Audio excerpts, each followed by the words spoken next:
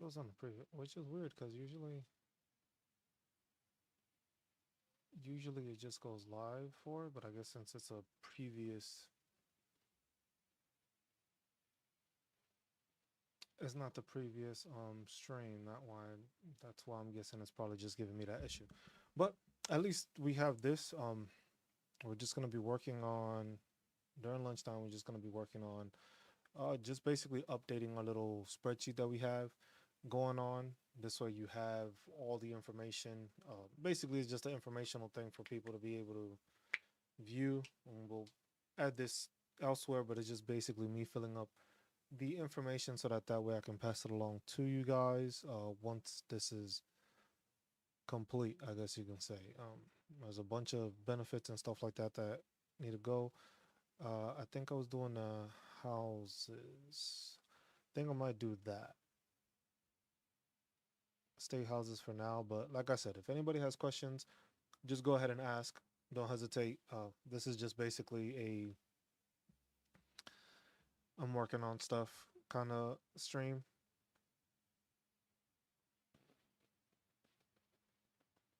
And that way I could just fill out the information and provide information for people and have it. So this will be, like I said, this will be something that will be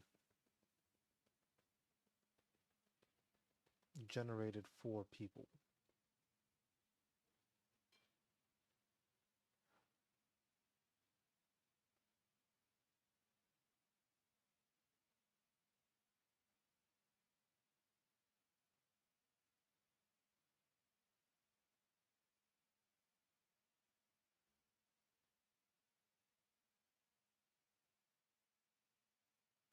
But that way people, people got questions they can ask.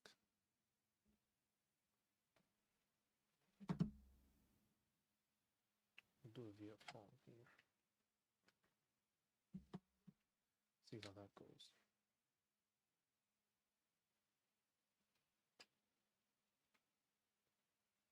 I know at this hour it's not many people tuning in. It is Friday though, but not many people tune in on Fridays, at least early in the day, because people still got work and stuff. So that I understand.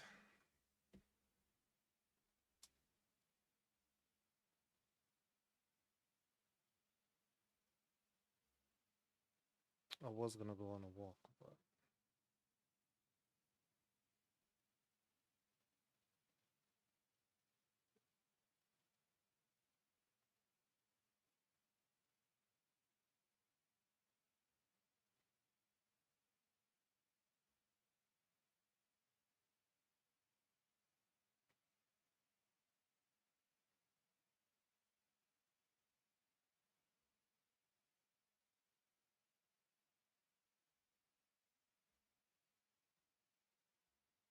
good thing is at least when I'm live like this, I can do both on the over the phone, and I can do it over my computer. But then I can also reach and I can put information on here so that people can see exactly what it is. Housing assistance, no. Where is veteran homes? That's what I was looking for.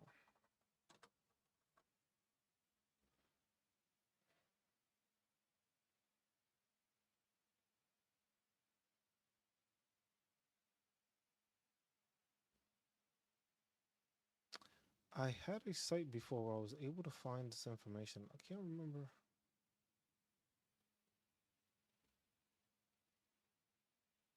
Can't remember where exactly that is.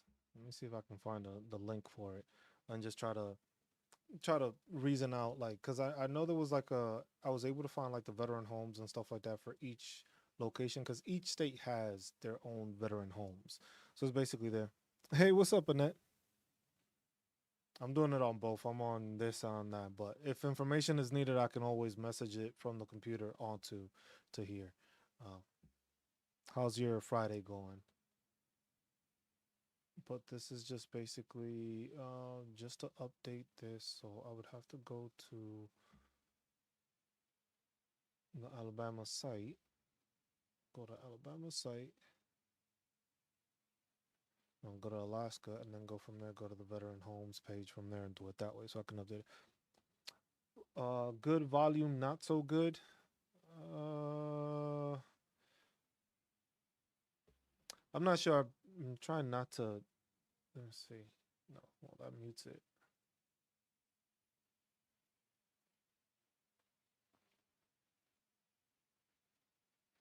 Not entirely sure. Hopefully that sounds better.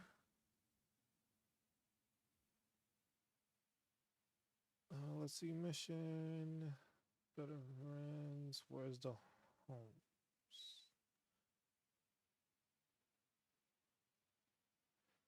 Because the thing is like when you look at this, like each state, that's the interesting thing about this is like each state is different. Now, the thing that's going to be interesting to look at is how, with these possible changes upcoming, it's going to change the whole atmosphere when it comes to dealing with veteran affairs.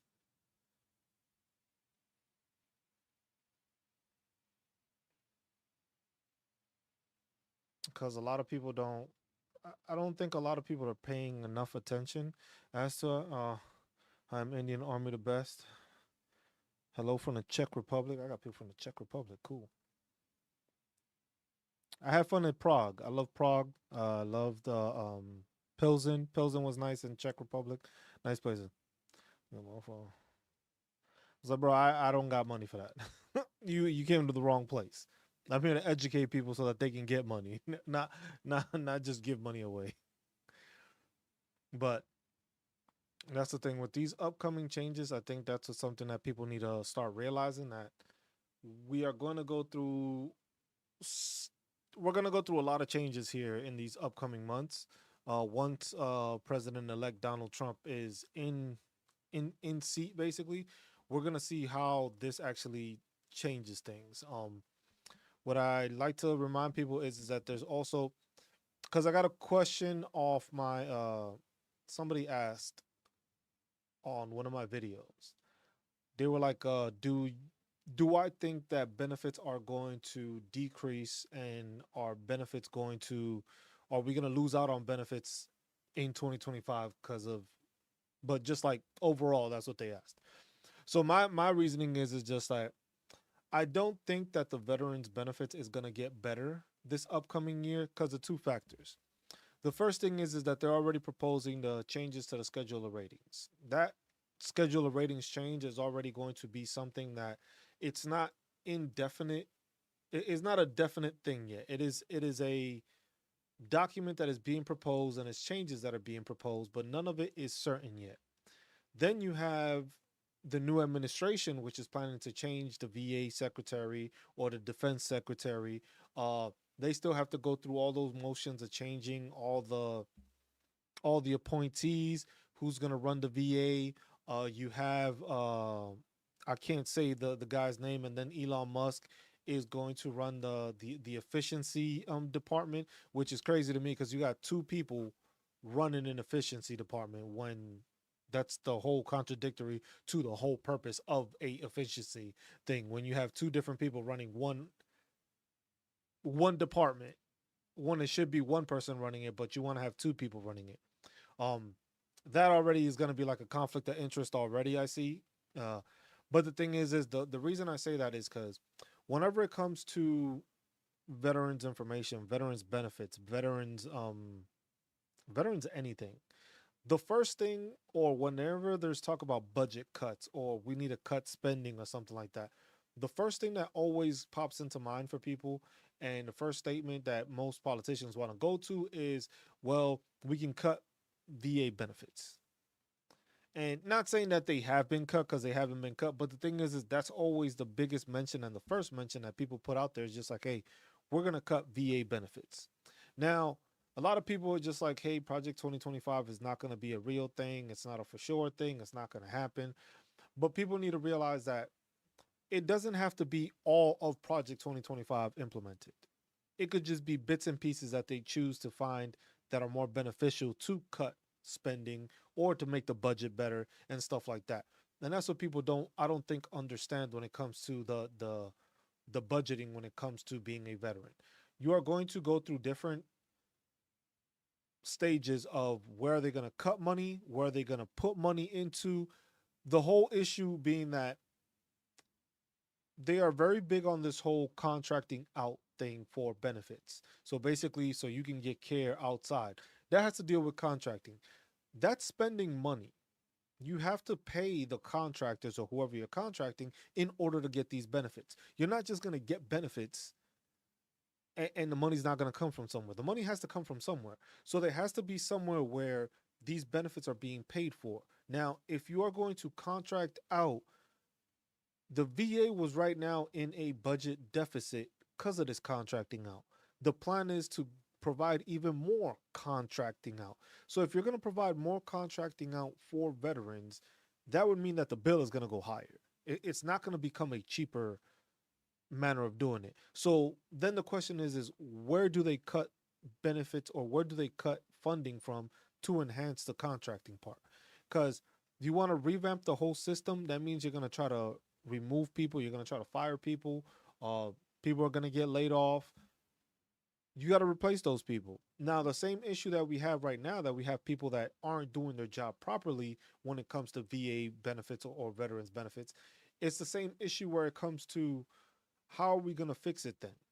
Because if we were having issues with the people in place now, what difference does it make if we're putting new people if the actual administration and the stuff that's being done and the training and all that is not what's being fixed? Because basically, what you're telling me is that you're going to introduce new appointees for, let's say, the VA rating schedule. You're going to put that in there, but now you're going to have to reteach or teach new people how to deal with these changes and how to deal with the VA in general. Because if you're removing people and bringing new people in, that's what's going to happen. You're going to have a turnover. So now, how long are veterans going to wait? And how long is the backlog going to get when it comes to fixing these situations? Because keep in mind, it's just like we're in a backlog now where ratings are not being done properly. Ratings are being claims are just being I can't even put it in the best way. They're just getting fucked up. Claims are being fucked up. So it's just like now you're gonna tell me that you want to remove all the people that have been there to put new people, train those people up, and once you train those people up, then from there they can start processing stuff. Now they are mentioning. I know AI is gonna probably be a big factor when it comes to dealing with claims, but the thing is you got to remember that AI is not a perfect thing yet. It's not perfect. Like yes, you can train it, but then how is it going to justify? You still need a CMP exam, and AI is not going to be able to perform a CMP exam on veterans. That's one thing that people keep on like. I don't know where the missed part is. I was just like CMP exams still have to happen. If you have a fully developed claim, now if you have a fully developed claim, you don't go through that instance as much. It's not that bad of a deal when you're doing with it. The thing is if you have to go through the CMP exam, you're going through it, you're still going to have a medical provider do it and then maybe have AI check it. Because there are different programs that are doing it. There's a couple of other channels that have shown that it's just like, oh, you can get a Nexus letter from AI. Now, the whole point of these letters is to be written by a medical professional. It's not meant to be used as a technological, like, yeah, you can use pointers and stuff like that, but AI is not meant to be used in that factor. If you're using AI to produce your Nexus letter, if it's just like the guidelines of how you're going to write it, that works. But you're taking away the information from a medical professional, which is the whole point of having them there, is to have it so that they can fix the situation, so that they can provide their medical expertise. AI can't provide that. AI is not a medical professional. It can act as a medical professional. You can prompt it to do so, but it's not going to be the medical professional that's actually treating you.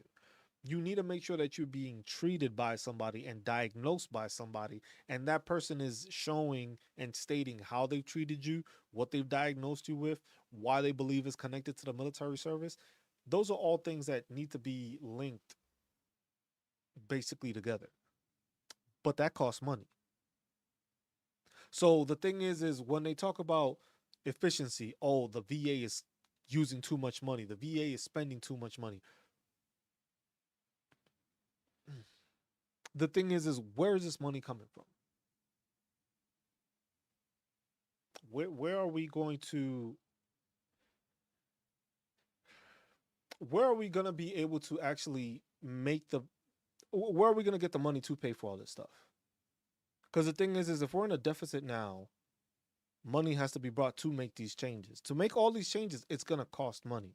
So instead of that money going to actually just trying to, like they say, make it more efficient, they're trying to revamp and rechange and redo all this stuff. And that's going to cause a problem for veterans. Because you got to remember, there's no benefit for us in this. I was just like, people are just like, oh, it can be contracted out, stuff like that. I could go see the doctor. But what if it's not service connected? What if it's taking you longer to actually get service connected? Does it matter if you're able to go to your doctor nearby if it's not service connected? If your claim is taking longer than usual to process, it won't matter if you can go to the closest doctor if the closest doctor is not going to be available till you are service connected. That is that's like the missing links that people seem to, I guess people seem to not be paying attention to that fact. It's just like there's little small tidbits that people need to pay attention to when it comes to dealing with the VA. It's not just this, it's not just the information that they're giving us, because they are just basically giving us information that is just like, hey, we want to cut funding. Oh, we want to do this. We want to do that. But where's the other part to it? Oh, just like, yes, it sounds great. You can contract it out. But yes, where's the money coming from? Because that's the part that I think all veterans, I think, are like not paying attention to. It was just like, where's this money coming from? Because the thing is, it's gonna end up coming from U.S. veterans. Because if you're not getting these service connected claims, that gives the VA more money. If you're not service connected, you're not getting these claims, you're going to earn more money that way. You're going to make, the VA is going to have more money to spend if they're not paying it out to veterans for their benefits.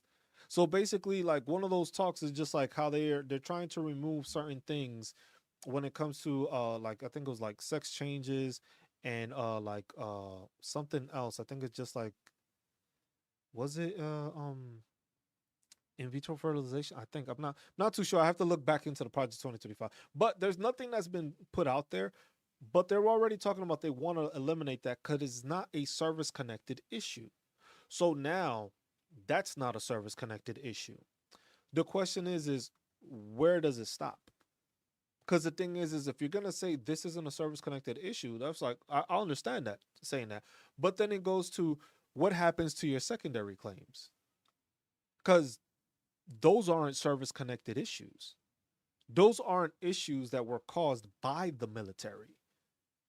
Those were issues that were just caused because of the injury you had, but it wasn't caused by the military. So now let's say they decide, you know what, we're going to cut benefits towards veterans because secondary claims are claims that are not caused by the military. This is something that's caused by an external factor, which is a military factor that caused it, the first instance, but then everything else is not. That's a secondary factor. So if you have something like that, that's going to cause a lot of tension for people, because a lot of people provide and use secondary effects to get to that 100%. Now, imagine how much more difficult it's going to be for veterans to get to that 100% if you're making these changes. Like, look at the changes proposed for mental health ratings. Look at the one of the biggest ones I think that people don't realize: tinnitus. How many veterans? I think tinnitus is not even, I think tinnitus is the highest claimed veteran disability claim for all veterans. There's no way of testing it. There's no way of acknowledging that you have it or not. You have the beeping in the ear. If you have documentation in service, which most of the time means that you went to audiology and they saw, and you have the record showing that your hearing was off, that's how you use tinnitus. But now it's coming into question where tinnitus may be removed as a primary. They're basically saying that tinnitus would be not a secondary, but a symptom of something else, which is still up in the air. I'm not going to say that that's something that's written in stone, but it's the possibility of like, hey, you may have tinnitus, but it's because of something else. But if you can't service claim to something else, then tinnitus is non-existent. You see what I'm saying? Like, you just lost on that rating, because I've known y'all seen the videos, and I've known y'all come across all the videos that it's always like, hey, Use use tinnitus to get to 90%. Or use tinnitus to get this far. Use tinnitus to get to this percentage. And then it's just like, hey, you claim tinnitus, and the secondary is migraines, and from migraines you got insomnia. Then insomnia turned into something else, and it's just like that's what people are using. But imagine now tinnitus is being removed. How many benefits is that going to strip away from veterans when they're claiming that secondary issue? That's just a proposed, and that's something that doesn't even have to do with the new administration and the new changes coming, because they've already talked about, hey, we're gonna make agencies more efficient, which is one of the issues, and which is one of the ones that Republicans always have an issue with, is the spending with the VA. Things most of the time it's funny because they say, oh, some veterans just shouldn't be getting these benefits, and some of them are claiming it, and then some of them are making wanting to make changes and stuff like that. But then the funny thing is a lot of those same Republicans are veterans that took advantage of the system and are using the system. It was like, you want to make changes to veterans that have served this country. A lot of these veterans have served this country and haven't been taken care of in a long time. Look at all the Vietnam era veterans that we're dealing with right now. Look at the influx of PACT Act claims. These are all issues that veterans have been dealing with, and the PACT Act is the reason why so many veterans decided, you know what? I think I'm gonna file a disability claim. I think I'm gonna go ahead and do this. Why? Because I didn't know this was caused by the military. But look at the influx. Like, I like to show people that with the dashboard. Let me give me a second, because I have the VA dashboard. If you look it up, you can it's Department of VA.gov, and you can put go to the interactive dashboard with the VA and the PACT Act claims, and it'll show you the information. You could download the PDF for it, which gives you the annual breakdown, or it goes by quarter, but they do that all the time. So basically, this is the breakdown from August 10th of 2022. Mind you, this was enacted in August 9th of 2022. From August 9th, hold on, let me see if I could I could show this on camera.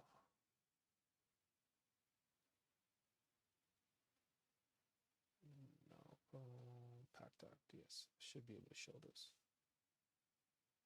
There we go.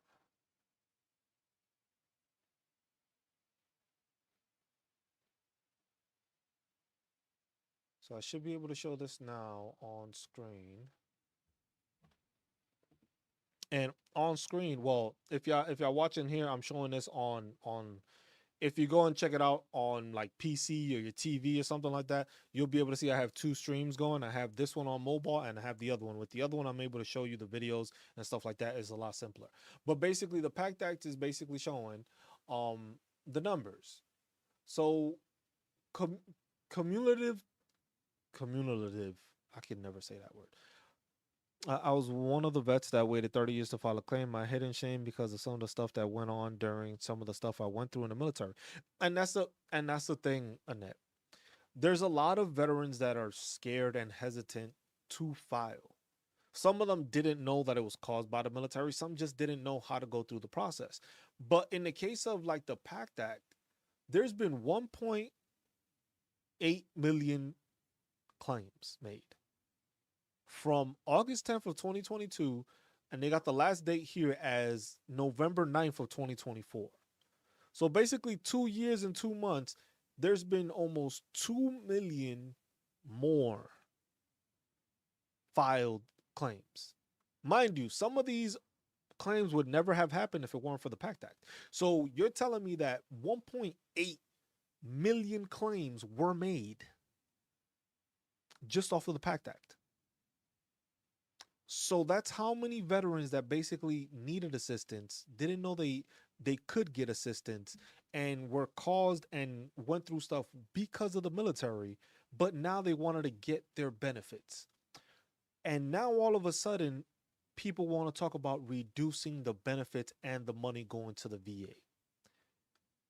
That's like a slap in the face to veterans. Because you're basically telling them, it's just like, look, we see that we did this to you, but then we're going to cut funding.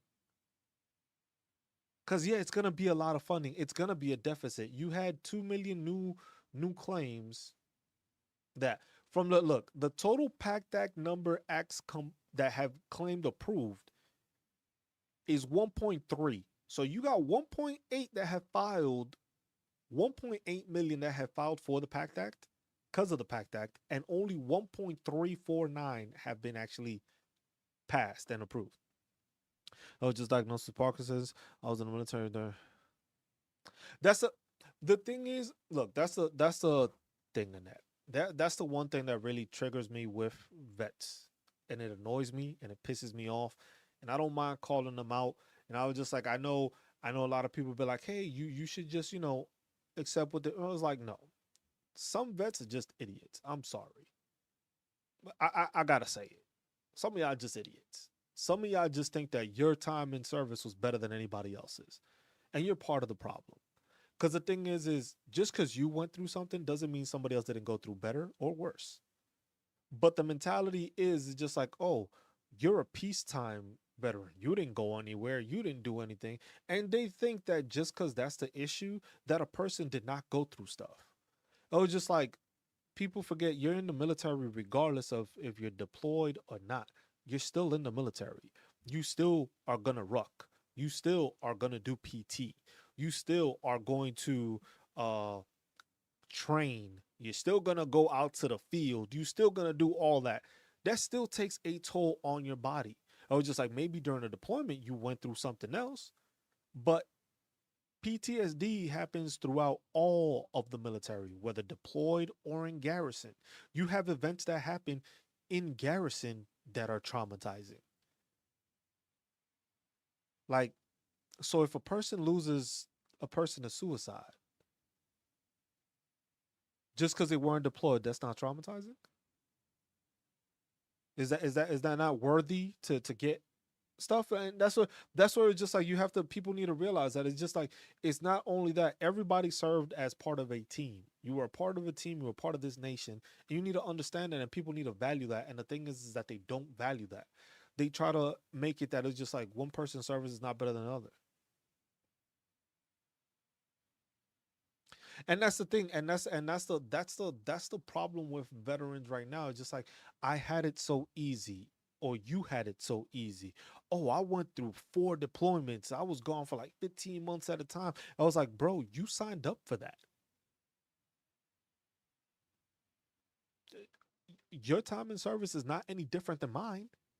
You signed up for it. You were just happen to be in a unit that might have gotten deployed more often. Shit, if you were stationed at Fort Riley with the Big Red One, you were out there more than most. Or if you were in the airborne, you got put out there more than most. So whose fault is it? It's not like we get to pick where we land, but it's just like stuff like that. It's just like people don't understand it. It's just like when you look at these the claims and stuff like that, that's what takes into effect because you have veterans that are like that that are trying to downplay somebody else's stuff. And then when they do that, they don't realize that they're setting a system up for other veterans to lose stuff. Because the thing is now if you try to make the justification of, oh, well, I deployed, you didn't. So let's say, okay, we make that part of the rating system that if you deployed, you get a certain percentage. If you didn't get a certain thing. Now it becomes a thing of like, oh, so you deployed, I didn't deploy. Got it. What did you do during your deployment? Then it becomes that question. It was just like, were you clearing houses or were you just in the fob? Then it becomes the next question after that. While you were clearing the houses, were you lead? Were you the point? Or were you just recon?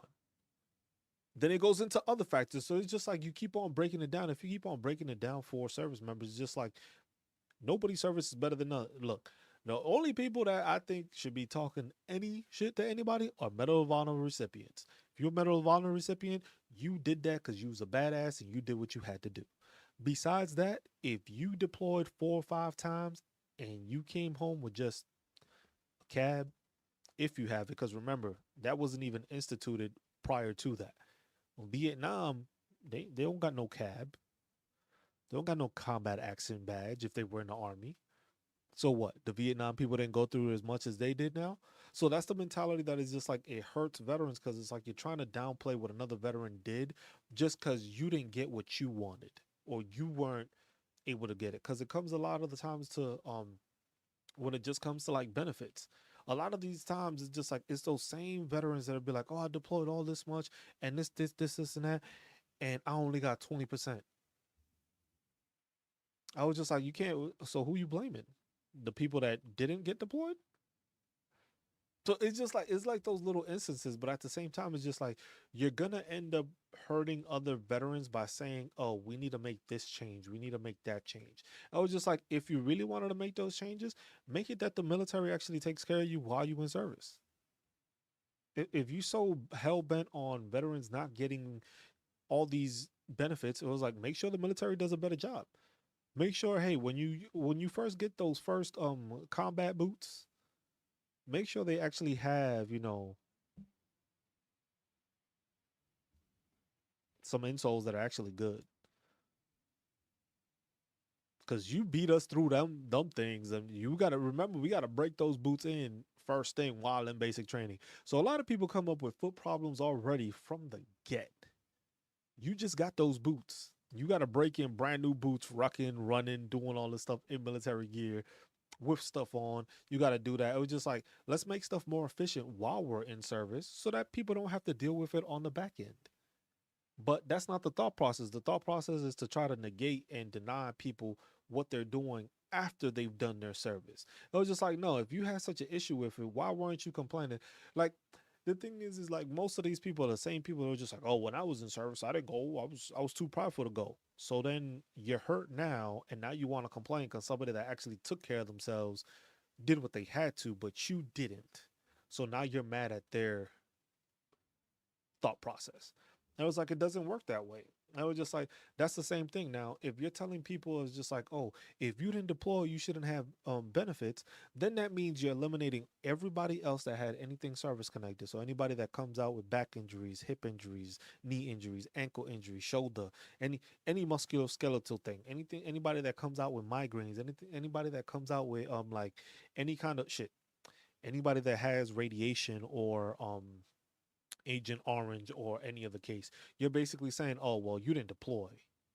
Well, Agent Orange, you would have, but radiation, you didn't deploy, so you shouldn't get benefits. You see how negative and how that actually negates all the stuff that we've been working on to make it better. The Pact Act was made to take care of veterans because the military realized we were having issues.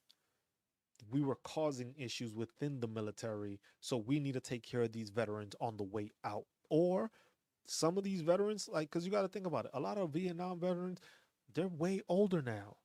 A lot of these people have been dealing with ailments and cancers and all this stuff and treatment, and they've been paying out of pocket. You know how much of a strain financially that puts veterans in? Chemo isn't cheap. Any cancer treatment is not cheap. But you mean to tell me these people were paying out of pocket? Ain't none of these people getting back pay for that. Ain't nobody having their bills back paid for all the stuff they deal with.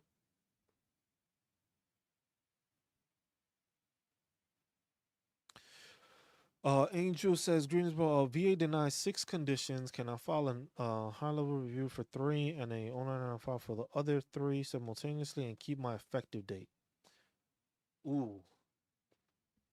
So I'm guessing Angel, you submitted everything at the same time. If you submitted everything at the same time and you're doing a higher level review, you're gonna if I were you, I'd put all of them in a high level review. It's gonna take a long ass time. But the thing is your effective date should stay the same no matter what, because they all were filed at the same time. So if there's something that changes or something like that, they're all filed at the same time. So you still gonna keep that effective date. The thing is if you start changing it, you start filing 3 here and then 3, you might do something different. It's just like if you have the ability and you know you can fight all 6, just do a high level review for all 6. Yeah, I was like, as long as you fill the stuff up, that would because that's it's just If you're doing it that way, you're gonna end up changing too much stuff. If you got extra evidence, find the evidence, provide the evidence, and start submitting it. Get all that evidence together, make it all higher level reviews, so that way you have extra information. So it's just like, hey, y'all saw this, y'all denied it, but here's all this extra information that wasn't provided in there, so that you could do it that way. Because otherwise, it's just like file, changing and filing for high level reviews is because you know they are wrong. That's the back end. You know they are wrong, and you got to remember sometimes when these people file these things, it's just because of they just messed it up. Yeah, so that's what I'm saying. You're gonna file, but the thing is that supplemental should do fine. But if you're doing the HLR for the other, it was just like, because remember, there's the different types. You can call it in. There's no new evidence, a supplemental, or you could do the other one, because it's the three different ones. But it's just like it depends on how you want to go about it and what you can prove. What you like. The thing is if you're gonna have new evidence and stuff like that, are you sure that this new evidence is going to get you approved? Because you can have new evidence, but is that gonna change the, the outcome? Is the thing. Because a lot of people just come up with new evidence, but the new evidence may still not tie that service connection or may not tie that increase to what you're trying to get. See what I'm saying? So if you have the stuff that it's no, without a doubt, oh, I missed out on this the first time around, I'm putting this as supplemental claim. Okay, got it. I'm going through the higher level review because I know this was done wrong. Then do it that way. But I was just like, it's good to file all those claims all at the same time, but at the same time, it's kind of difficult to.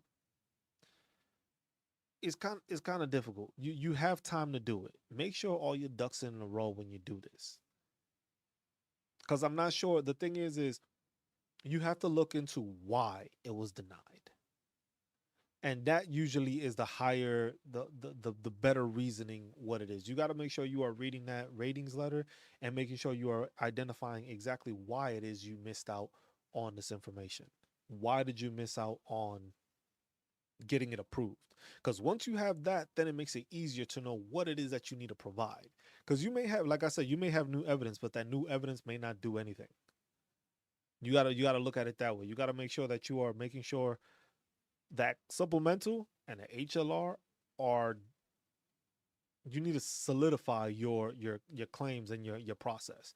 Because if you're not solidifying what it is you're trying to do, you just hurting yourself. Because now you're gonna go through the motions of getting all this stuff, and it may not do you any good. You see what I'm saying? So that's something you need to make sure you're looking at, because it's possible. Yo, my man, appreciate you, Chris. I'm currently on my PTSD claim results, file TDU as well. Are TDU claims handled separately? Yes, they are two different entities, basically. Because you're going to go through the TDIU claim. You have the PTSD, which is there. Then they're going to go through the process of checking you through the TDIU claim. It's not going to be like, oh, you get PTSD and you have to, how to explain it? It's part of the process, I guess is the best way of saying it. That's the best way of doing it. It's part of the process that you are going to go through this, get that claim. Then from there, they're gonna go through the TDIU, because basically your PTSD is not allowing you to be gainfully employed. Now remember, depending on what your PTSD claim is, you may not need the TDIU, because if it's at seven, like, you got to remember, if if PTSD is that bad, and then remember you have other mental issues that you may be going through, so you may be dealing with PTSD, which may be also major depressive disorder, and the other one is what, adjustment disorder, I think. Is it just a chronic adjustment disorder? Those things, and all of those combined with all the symptoms and all the showings and all the findings that they have, you may be at 70% for that. That may work. TDIU, I had a person on also on one of the comments. It was just like, TDIU is the best thing for veterans because it gets you to that 100%. Because at a lot of times it's difficult for you to get ratings higher than that. So you have to find it. I have been fired from 2 jobs this year due to PTSD. Do you have that notated? Is that part of your claim? Did you have statements written as part of your claim? Because that's something you want to make sure you have in statements. You want to make sure that it's stated and you want to make sure that it's documented so that it showed that you lost your job because of this issue. Because that's a big factor. If you have like a witness statement or something like that that prove, because the thing is you saying that you got fired is one thing. Showing that that's the reason you got fired is a completely different thing. Because if you can show that it's documented and all that stuff, that'll definitely help you because then it helps you build a higher percentage, which, like I said, it could get you into the 70 or because that's definitely above 50. That's basically 70 to 100% range where you cannot keep a job. Okay. I was like, let me see, because no, I'm looking for the CFR because that's a big factor when it comes to it. Mental disorders. This is like total occupational and social impairment due to such symptoms as gross impairment in thought process or communications, persistent delusions, hallucinations, grossly inappropriate behavior, persistent danger of hurting self or others, intermittent inability to perform activities of daily living, including maintenance of disorientation to time or place, memory loss for names of close relatives, own occupation, or name. You might fall under the 70% there, but then it's also what else did you claim on there?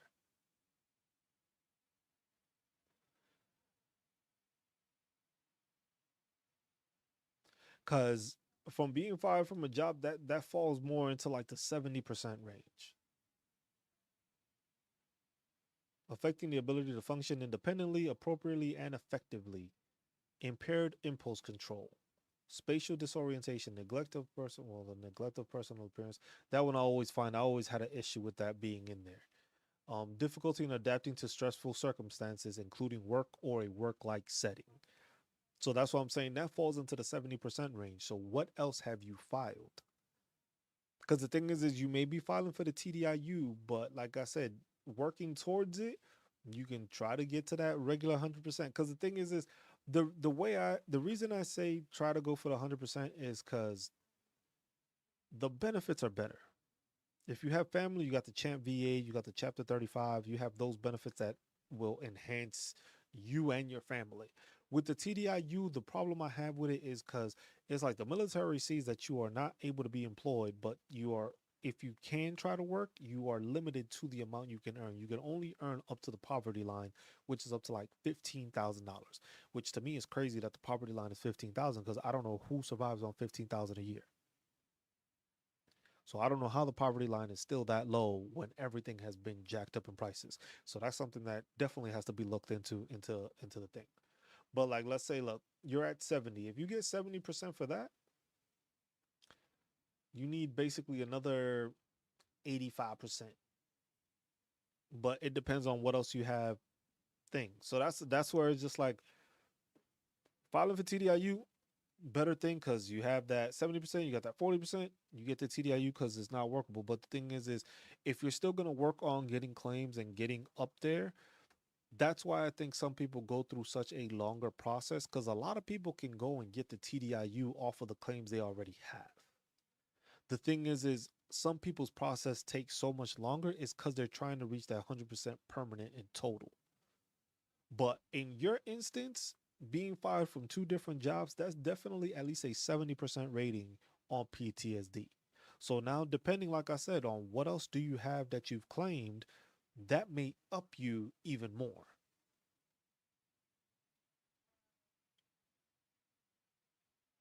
See, because that's the thing. So if you're at 20%, right? Let's see, we'll start at 20 because I'm on the table of contents, combined ratings table. So if you're at 20% and you get 70%, that brings you up to 76%. If you have 76% and you get sleep apnea for 50, that puts you at 88%. So from 88%, you still need another 60%.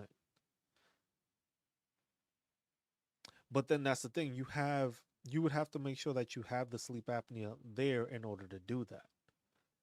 Because you have the 70% to claim it, which puts you at the basically you'll get paid at the 80 mark. If you get 50% from sleep apnea, that's another one. So you would get paid at the 90% mark. Like I said, you just got to make sure that thing they go through. That's the biggest thing. Having it go through is the biggest thing, because once you have those claims and it's there, and it's just like, let's see, because if we do it like this, because it's here, let me see what it is. Unemployability. A veteran may be considered as unemployable upon termination of employment, which was provided on account of disability, or in which special consideration was given on account of the same. When it's satisfactorily shown that he or she is unable to secure further employment, with amputation, yada, shown to be static character, a showing of continuous unemployability from data or the date the condition reaches stable is a general requirement in order to establish the fact that present unemployability is the result of the disability. However, consideration is to be given to the circumstances of employment.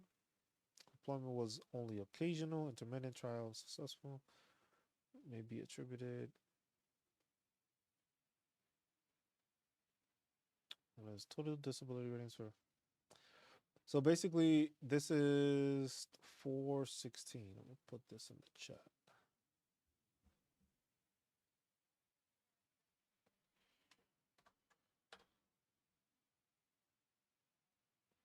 So that is the breakdown of the total disability ratings for compensation based on unemployability.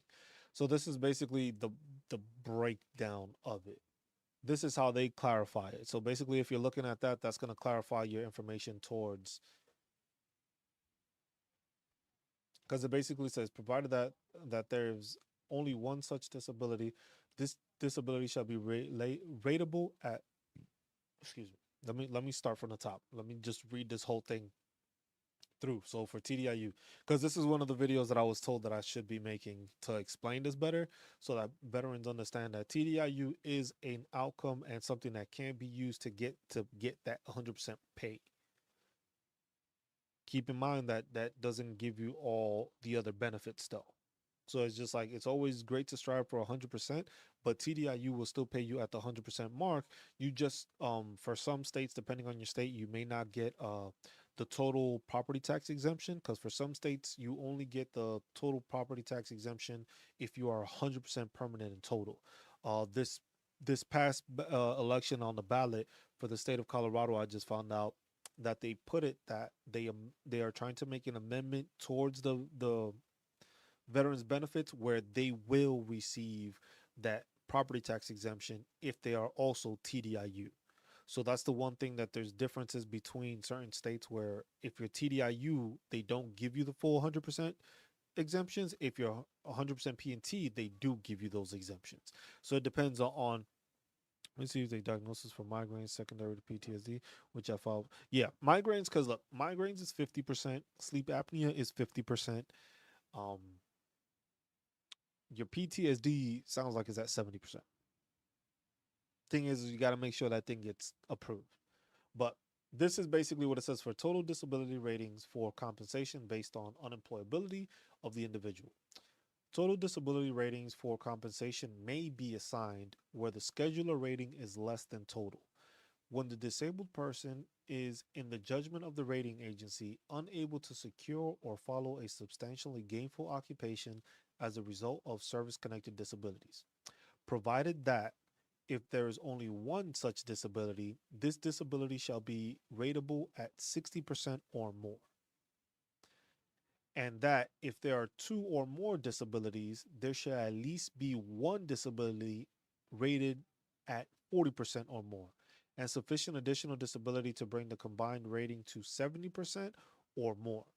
For the above purpose of 160% disability or 140% disability in combination, the following will be considered as one disability. So basically, if you click on that link, it'll give you that breakdown, and it'll break down the different points to it. I filed an appeal for my PTSD related to MST with additional evidence. What type of ratings are available? I only have 10% right now. Also, how long do they take on a compensation appeal?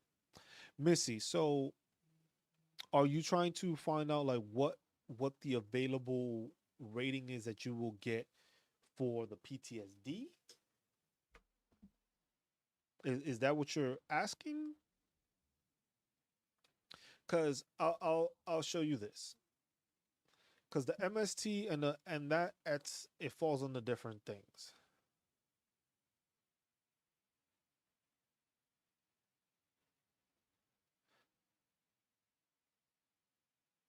Well, give me 1 second, y'all. Let me.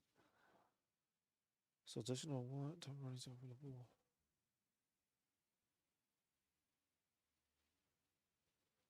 So for that one, I'm gonna take you to this, and I'm gonna take you to the mental health.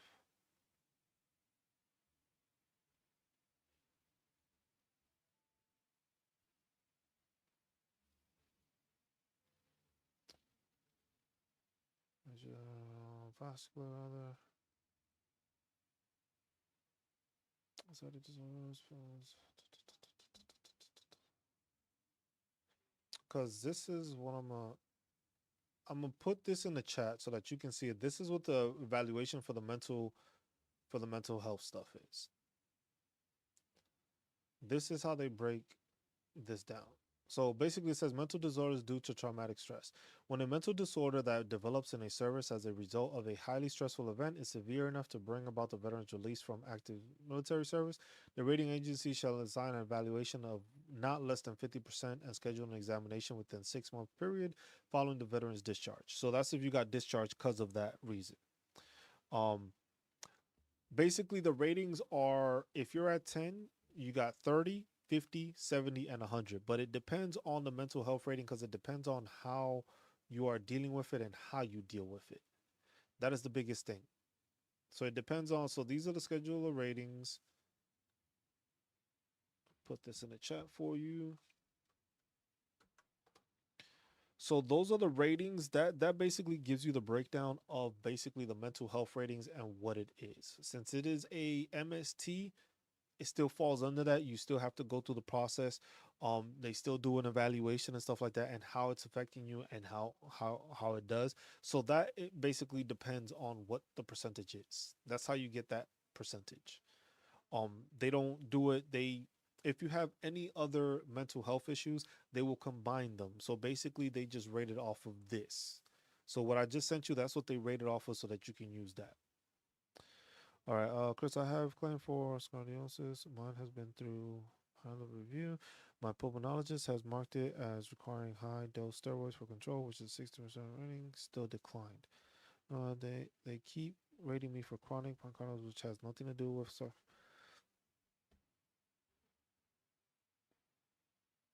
no problem, Missy. Hopefully that helps. But if you have any other questions, just there the table, that's where you can get those ratings. That's where they go off of the percentage.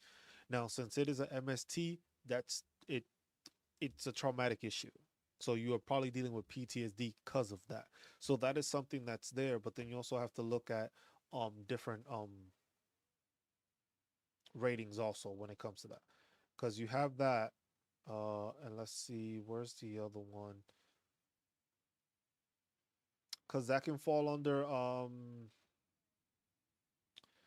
like another one is just like the sexual arousal that you may not have. That is the same thing like for erectile dysfunction for men, but for women it would be like the sexual arousal isn't there, and that's something you can also claim because of that. Can't remember exactly what it is, but it's within that document, the Title 38, um Chapter 1 Part 4, the schedule of ratings.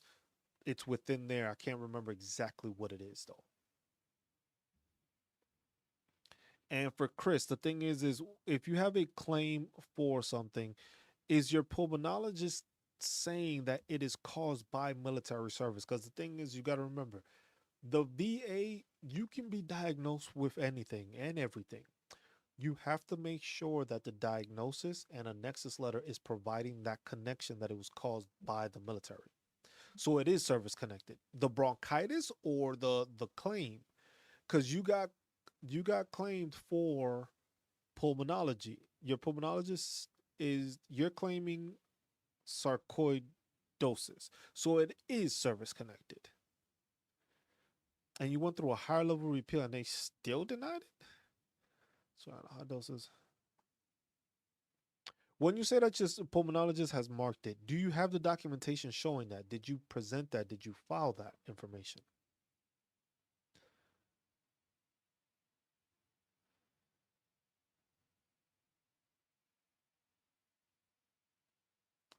Hmm.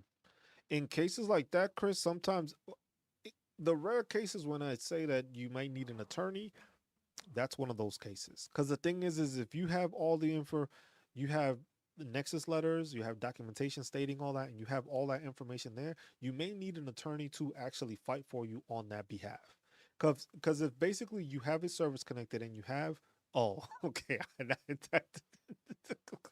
because in cases like that, that's just the VA being the VA. Unfortunately, it sucks. You got to deal with it. Hold on. Spark said, if I never adopted my stepkids, but they were my dependents, so I'm getting paid for them while they qualify. The thing is, Spark, you have to make sure that the kids are your dependents. They have to fall under it. If they, excuse me, if they were falling under that thing, you should be getting it. But you remember, they have to file for the DEA benefits. They have to file through the military thing and apply for it through there to get that information. Yeah, Chris. In cases like that, bro, it sucks to say, but those are the rare cases where I say just like, look, you need an attorney to fight that. Because if it's just like you have the documentation, you have everything showing that it's supposed to be higher, and the VA is still denying it and not changing it, that's when an attorney comes into play.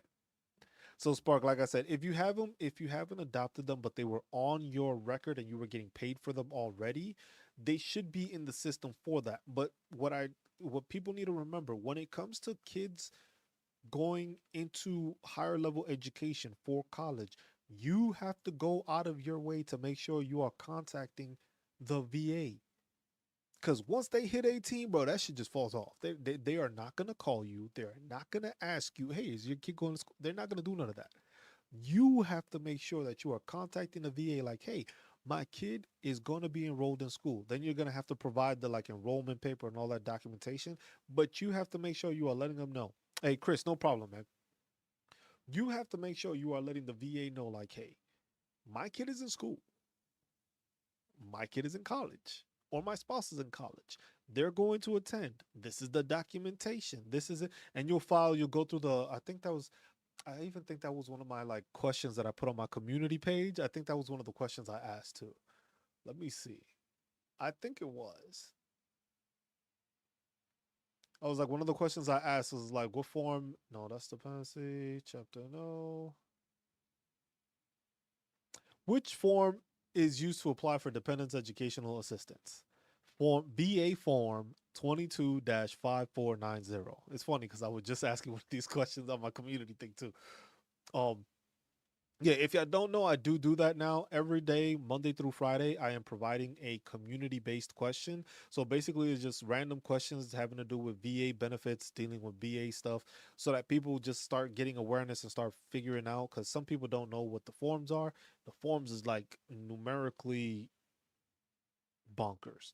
Um, but just so that way people have that information. So I do have those community questions, so people can tune in and check them out that way. Uh, but yeah, when it comes to that, anything that has to do with dependents, you have to make sure to call them and figure out what's changing, what's going on. Because once the VA sees it, the VA just basically takes it as, look, your kid turned 18, because that's why they have it in your ratings letter, that the benefits letter. This date is when it falls off, and that is once they hit 18, boom, gone. They're off the thing. Now, remember, if they are your dependents, you got to make sure they're your dependents. They're on the list, they're in the paperwork, because now you are going to receive a higher payment because they're in school. So the pay goes up. It's not the regular amount. It goes up because they're in school, but then also them applying for the DEA and the Chapter 35 benefits allows them to get a monthly stipend, which right now is at, like, I believe it's $1,526 per month if you're enrolled full time. It is, if you are three-fourths of the time, I believe it's like $1,200 you are getting if you're three-fourths of the time. If you are halftime, it is like 890 something dollars. If you fall below that, below the halftime mark, it's basically depends on how much your school tuition costs. Because basically, if it's, I think it's like 340, I think is the most. So basically, like if you're taking one class, but basically what they're doing is if you're doing it for one less, what they're doing is they're going to give that money to the school to pay for the tuition. The your dependent is not going to reach that. They're not going to obtain that money. So basically, that's the one thing that y'all need to understand with that one. So that those are the little things that people don't understand. It's just like if you're using the DEA benefits, it it benefits the dependent to go to school full time because it's $1,500. I was 100% sure that I was getting DA benefits. And then when I read some things about my local state and their 100% disability rules for veterans, it says that they have to be biological or adopted. That the thing is Spark, when you look at it like that, every state is different. Every state provides different information, and that's where it becomes a difficult thing. You have to realize that your state is different compared to every other state.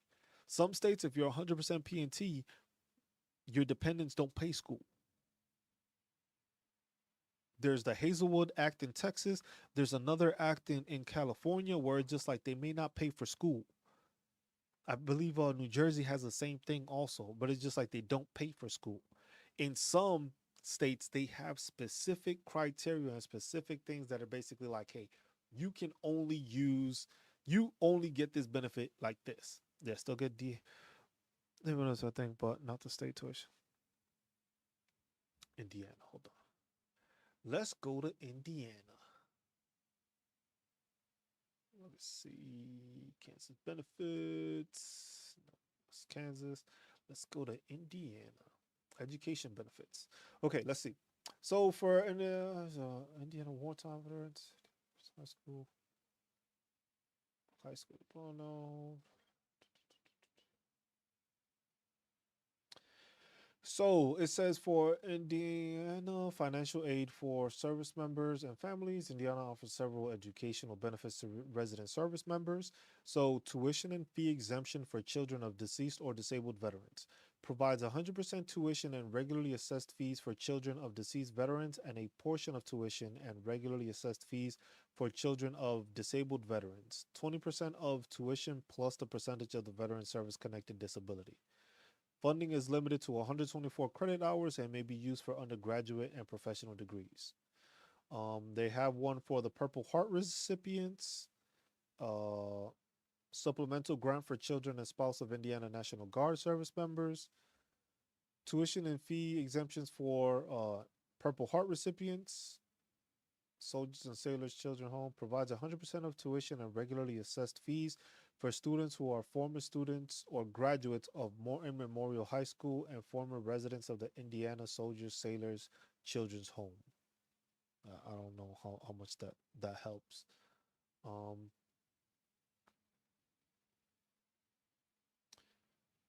they got some for National Guard.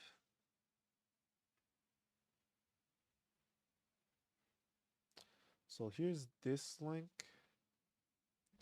I'll put this link in here for you. And this gives you a breakdown of the thing. Don't worry about the fact that it says my Air Force benefits.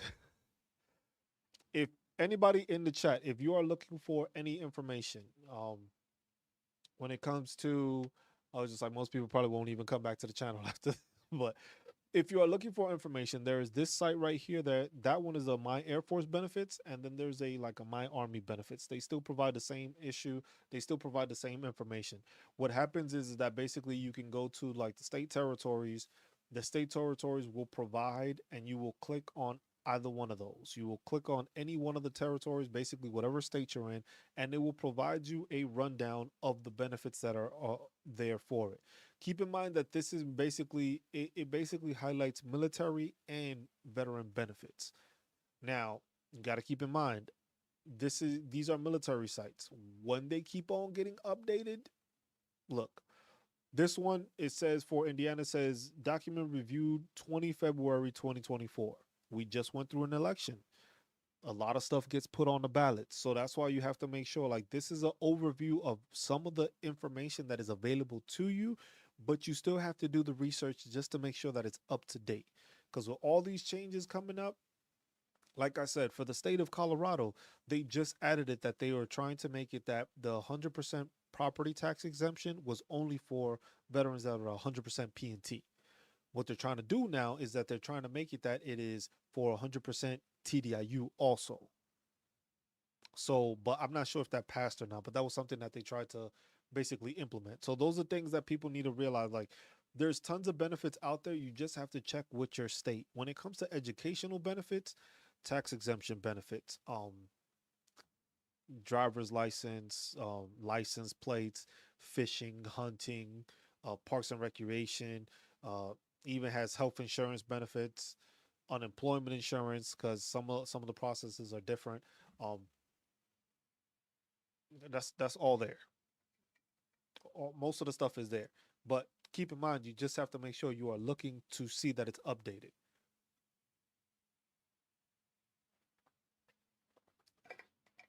especially now with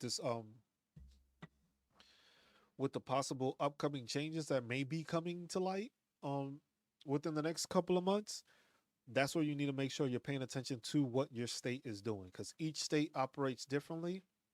There's the federal level benefits, which is basically like the compensation, the VA, stuff like that. But each state has its own thing for it. Like, hold on, one thing that I show a bunch is this little my spreadsheet that I have. So basically, I've been going through it. Like when I first started doing these workshops, it was mostly just like tax exemptions. I was just going over weekly tax exemptions for each state. So this is basically like a rundown of each state and how they have different stuff. I haven't completed it yet. That's what I was gonna do today, but we started chatting, so I'd rather be able to benefit and assist people with information and stuff like that with the questions they have. But this is basically like the benefits. So like state of California, TDIU and P&T get the tax exemption. For Colorado, P&T does, but TDIU does not receive 50% of it. Um, Connecticut, if you're a vet, some have it that is just like surviving spouses benefits. So basically, if you are a surviving spouse of of a veteran, you are able to continue that property tax exemption, which is a yearly filing. So for some states, you have to file for it yearly. For some states, it's like once you file the first time, you're already under the thing and it gives you that information. So each state is different depending on how you go about it and the information you obtained from it. So that's one thing, like I said. For Indiana, is like rating percentage coincides with the tax exemption from 50% to 100%. So in Indiana, can't even talk about my nose getting stuffy. You basically go from 50% to 100%, but it's depending on your percentage rate.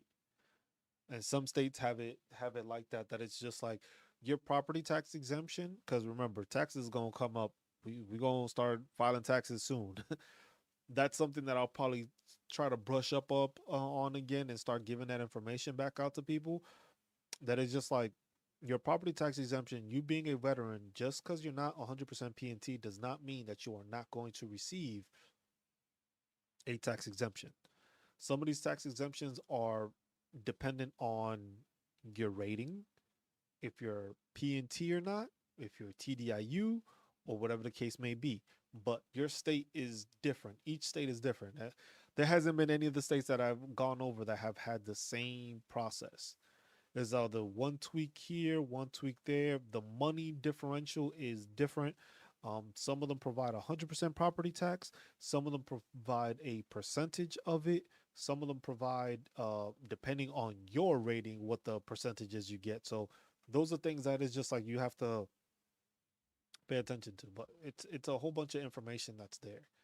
The state, territory, and benefits thing, that's always something that's very beneficial for people to know because it's there. But this just goes to like the overview of those items. If you have any specific questions, most of the time it's best to reach out to a VSO, or if it comes taxes time, exemptions time, stuff like that, whoever does your taxes.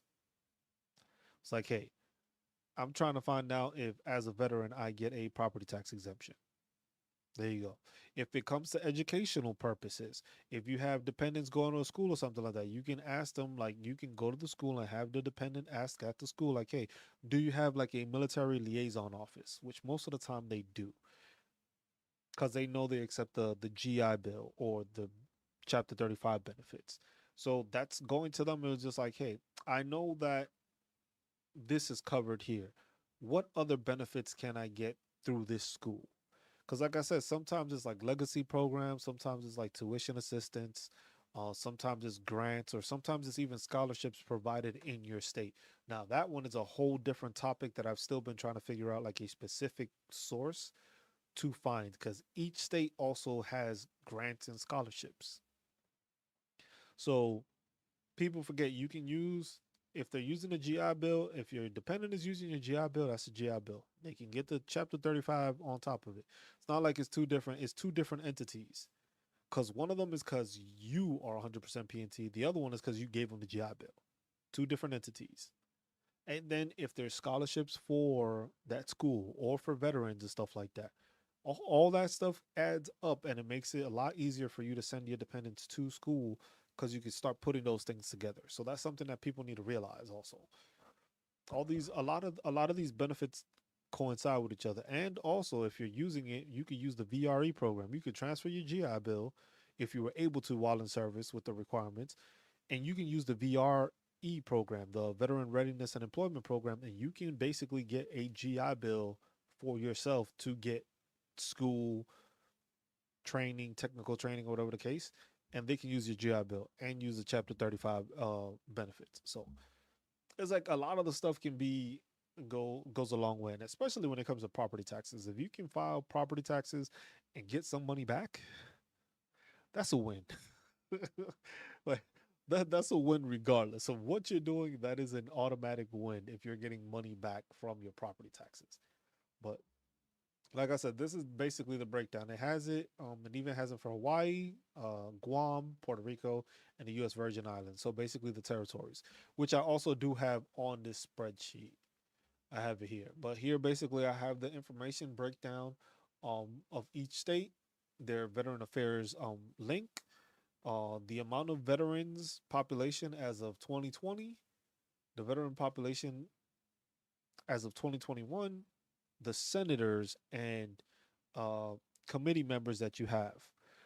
That's one thing that I just have to look more into the state one. So for when it comes to the Senate, or like the federal level, the Senate and the House Representatives, I have who's your senators, who's your representatives. I have their Twitter handles, I have their contact links, and I have their pages, so that way people are able to find them.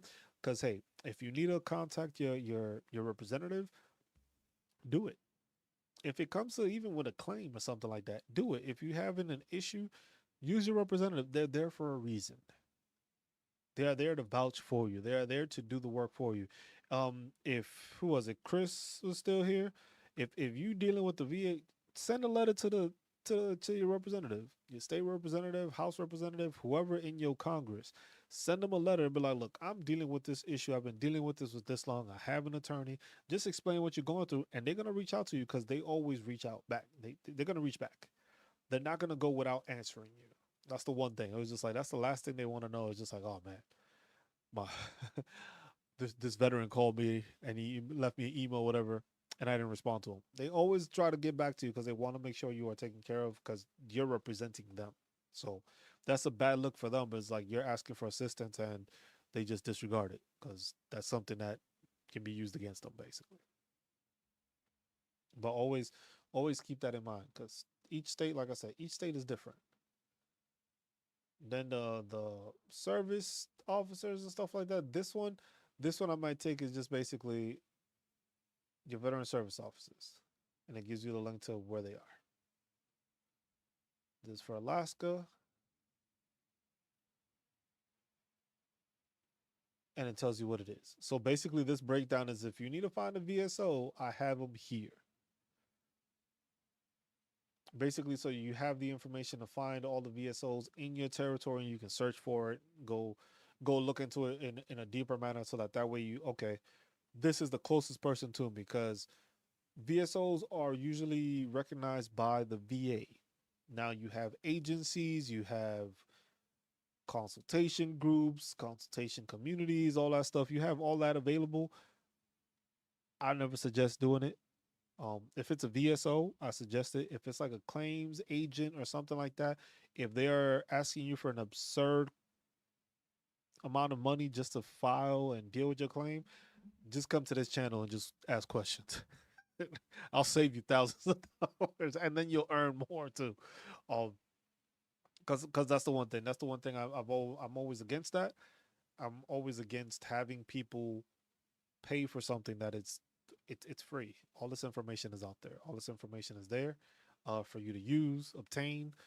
It's just some people just don't know where to look. Some people don't know where the resources are. Some people don't know where that information is. But it's something that's always there and available for people to use. I was like, there's no reason I'm gonna charge you for it. Like if it's something that is just like, because even when I have a net, which was here earlier, I did my first consultation with her. Um, I didn't charge for that. It was just like a free hour. If it's anything past that, then yeah, probably I may have to, because it is time consuming and stuff like that. But it was a free consultation I did. It was just like we spoke on issues that she had, what she had to look at, how she should file, what documentation she may need, what could help boost her stuff. And that's really what most veterans need, is just that guidance as to what information they need, what documents they need, where they have to look to find the information. Because most of the time, most people don't realize the CFR, Code of Federal Regulation, is the biggest and easiest thing to use.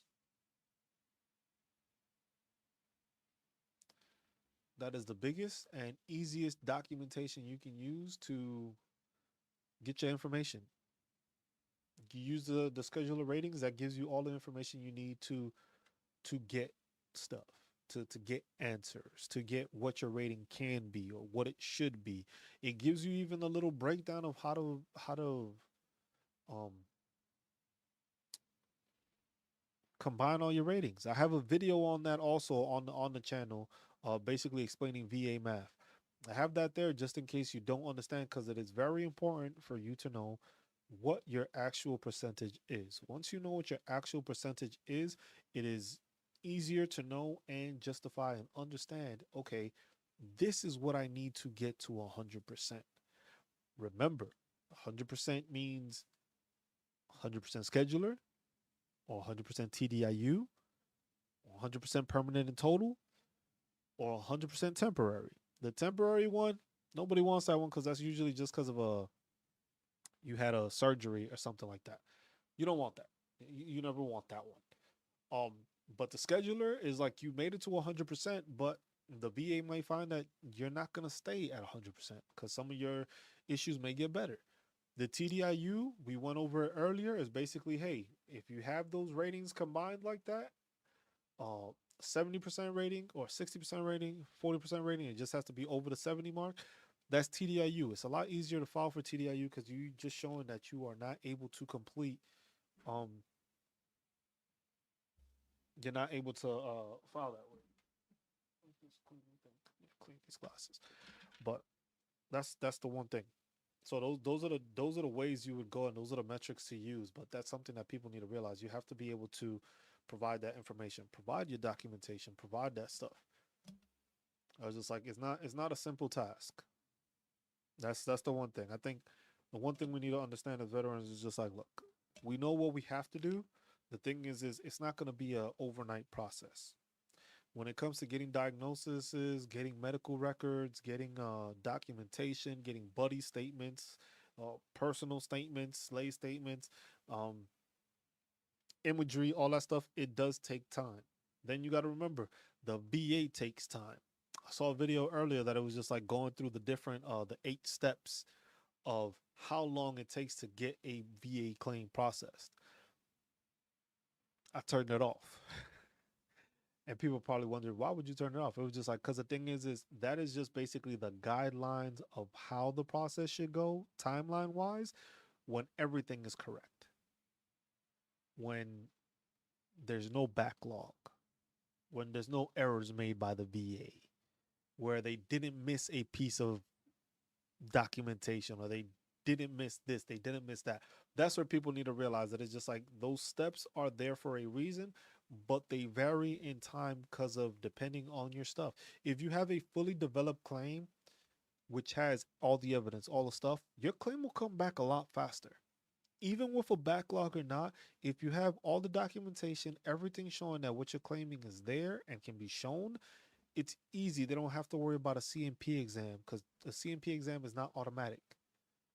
Most people think you always have to get one. You do not always have to get a CMP exam. It depending on how much, depending on what you're doing, depending on what you're filing for, depending on how aggravated it may be or whatever the case may be, that is how you get those ratings done. It is not going to be a process. And even then, when you go through the CMP exam and you got all these claims, it's not always going to be done the same way. You're not going to always get asked questions on certain things because of the fact that they understand that it's already there. Like the paperwork is there, the documentation is there. It's just like, oh, this is service connected. I see where the issue is. Here's the documentation. Cool. Let's go to the next one that doesn't have as much clarity. Let's go and ask you these questions on that. That's why I was like, when you go to the CMP exam, you can go and you can check the CFR. It's basically the CFR telling you what how it is they're gonna rate you, depending on what it is.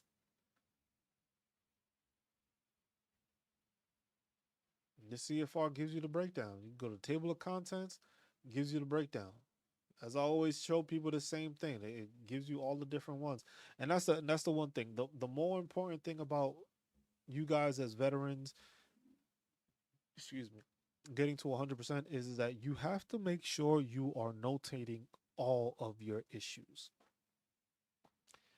There are over 3,000 disability claims.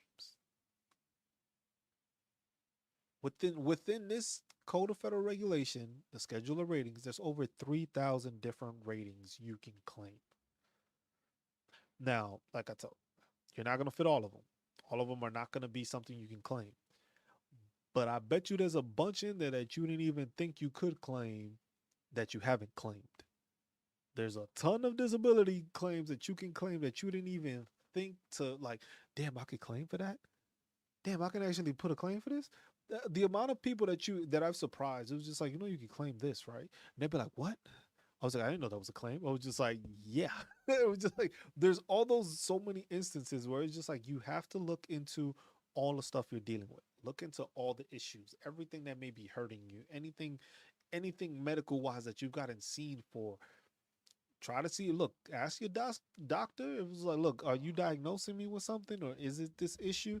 And then go into the CFR, search for it. What does it have to do with? Is it a muscle issue? Organ of special sense? Is it hearing? Is it an infectious disease? Is it a cardiovascular? Is it respiratory? What are these issues that I'm dealing with? Is it like if it's harder breathing, could be a respiratory issue. You get tested for that. Different respiratory issues. You got sinusitis, laryngitis, issues with the larynx, pharynx, bacterial rhinitis, bronchitis, asthma. These are all things that most people don't think of. Just like, you know what? I don't think I have this issue. I was just like, look, go to a doctor and get seen. And have that doctor tell you, look, I need you to put everything you know I am dealing with or is an issue. And if you diagnose me with it, I need to know so that way I can go back into this document and see what it is. Because most of the time, people just fall into that habit of going for those big name claims and they forget that you still need those small claims. You still need all those smaller information, all that other criteria to get you to 100%. Big claims, unless you get 100% on one of them, you're going to need more claims. Because even like I said, even like, what was it? earlier with a 50, like a 70% for PTSD, 50% for sleep apnea, 50% for migraines. So you start at 70, at 50, you got an 85. Then the 85, you add another 50, you still at 93. You still haven't made it to 100%. From 93, you just need another 30, but still need another 30. It's not just going to be given to you. And that's depending on if you get those ratings that high, because not everything is there. But you got to remember, it's all these things on there, and also the fact that these things have to be static, meaning that the VA understands you are not going to get better. You are not going to, these ailments are ailments that are going to be worse with time, or as you age, will worsen. I was just like, once they see that, it was just like, okay, this person got this. Okay, these are static. These are there. It's basically sometimes also it's just like, look, we're gonna give you this rating because of the fact that we know down the line you're gonna end up 100%. I was like, so instead of waiting for that to happen and for waiting for that process and stuff, we're gonna give you the 100% PNT now because we know what you're dealing with is not gonna get better. PTSD doesn't go away. Back issues don't go away. Most skeletal issues do not go away. They do not get better. Your body gets frailer as you get older. So those are things.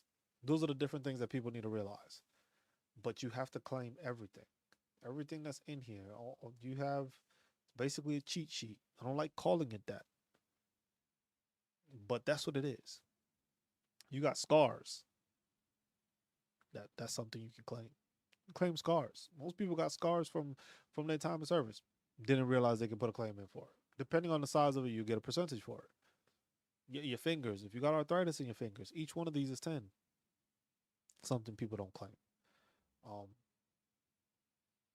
the mental health, that one is self-explanatory, but digestive system issues, that's another big one that most people tend to skip out on. Um, but yeah, that's all information that's there, y'all. This is all information that's available to you guys to use, see, visualize, see what you can do with it, and go from there. Because it's a ton of information that's available to you guys that is just not known, and it's just like you have to find it. I'm helping you find it. You got questions, ask. Don't hesitate to ask any questions. Because the worst thing is just like a lot of veterans don't ask enough questions and they laid back to it. And then, like I said, especially with these upcoming possible changes, like we were talking about at the beginning of this, that's where the biggest thing is going to happen. The possible changes is going to affect all veterans. It's not like specific veterans is going to happen. It's going to affect all veterans because there's going to be changes. But even if you're 100% PNT, it's still going to affect you somehow. Because if you get diagnosed again or you get checked up on again or whatever the case may be, you fall under the new criteria. So even though you're 100%, it's still good to keep up to date with all these possible changes. Because let's say, hey, something happens and they reevaluate you and they want to bump you down. Oh, just like with these new changes, you can just file for those and you can get right back to 100%. It's possible.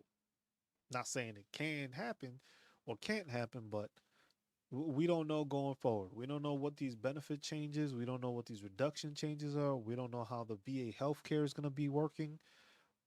Where they're going to make cuts, where they're going to add money to. We don't know that yet, and that's I think one of the biggest things going forward is we don't know exactly where these changes are upcoming or what is the thought process of what is going to be changed. And also, we don't know that. It's best to manage your stuff and take care of your stuff now while you can before these changes happen. Because April is the final action date for mental health, tinnitus, and sleep apnea. That's the proposed final action date for the VA to start making changes. That's when they're talking about making these changes. So that's that's where people need to realize that. That's when they're proposing to make a change. Will it happen in April? I don't think so. Will there be an effective date after April? Possibly. That one, I think there's a higher rating, a higher chance for. So you're not going to get these changes in April. In April, they may announce what these changes are, and then those changes may come into effect maybe June of next year. So if you know that you are going to deal or file with anything that has to do with sleep apnea, file for anything that has to do with mental health ratings and stuff like that, I would suggest making sure you get all your stuff together, all your documentation together, so that that way you are better prepared for any of these possible changes. So if there is a changes to mental health care, you may benefit from filing now instead of waiting till that changes. If you're filing or trying to get sleep apnea, you better off probably trying to make sure that you get that done, and it is basically at the best of your ability to do, and do it that way, because otherwise you don't know what's going to happen. You don't know what's going to change, and that's something that's always concerning for veterans. And I think that adds more,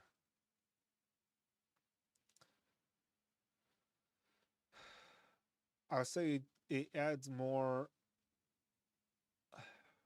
it adds more anxiety to veterans than it does help veterans when it's all these possible changes and people telling, oh, it's going to happen. I was like, we don't know, y'all. We don't know what's going to happen. We don't know what this administration is going to do. We don't know what Elon and this other guy's going to do with this uh, government efficiency department that they're creating, which they don't even have money to allocate or haven't even appropriated for, but they're just creating it. So that's what I'm saying. It's just like money is gonna come from one place or another, and it's gonna be taken away from one place or another, and it's just like we don't know where those places are, but we got to keep that in mind. You also got to pay in mind to your state. Your state is a big issue when it comes to dealing with veterans. You have to reach out to your congressman. You have to reach out to your representatives. If you have some outdated policies, outdated stuff, those are the people you need to reach to make these changes. Like some, if the tax exemption thing, you feel that it should be for 100% PNT, 100% at all, that's something you need to put into writing. That's something you need to contact people for. Those are things that people fail to do. It's just like a lot of times we like to complain of what needs to change, but we need to start putting our feet down and actually making this change happen. Because if we're just saying it, nothing's gonna happen. We need to actually start pulling together, getting this information out there, letting veterans know, having them aware what they're gonna file, what they're not gonna file, so that that way they can actually take care of themselves and other veterans. If we're not doing that, it's we're not gonna get anywhere. So that's one thing to keep in mind. But all right, y'all. I am going to end this here. Appreciate everybody that tuned in. Chris, thank you for the $5 donation. The super, I appreciate you. Um, like I said, we do these. Next one will be Sunday, 12 noon. I know a lot of people like to watch their football and stuff like that. But if you got questions, it won't hurt to tune in. You can miss a bit of the football game. You can have me on your phone. You can watch me on the phone and have the game on your TV, and you can still get information from me and ask questions and get answers.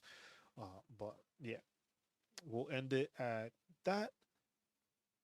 As always, be good to one another, love one another, take care of one another, look out for one another, and stay marvelous while doing it, y'all. I'm just Cruz, signing out, the Veteran Awareness Project. See y'all Sunday. Y'all take care. Peace. Annette, thank you as always for tuning in. It's my pleasure to help veterans. We just need to spread the word to everybody and get more people educated on it. But as always, appreciate you and thank you.